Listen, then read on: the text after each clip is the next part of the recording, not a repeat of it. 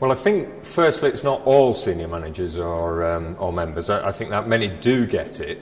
I think there are restrictions then placed on the innovators within local authorities, much to do with the actual the infrastructure and the networks in which they operate, which doesn't allow them to make the best advantage of some of the new media and some of the social networks that are there. There is to some extent a bit of an obsession around firewalls and about the security and being able to use these things, and I think that's probably the first block. Now, as we're talking about moving to a more transparent, open government, then I think we also have to make sure that senior managers, elected members, are able to use and access these particular networks. I think there are very few local authorities that allow people to use YouTube or to look at Facebook or any of those networks, or even be able to use Twitter within the work context.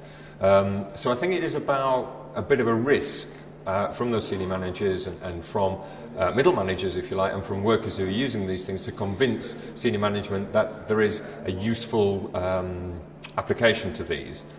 That said, there is also the need and the understanding to know how to interpret all of the information that comes in through social media network.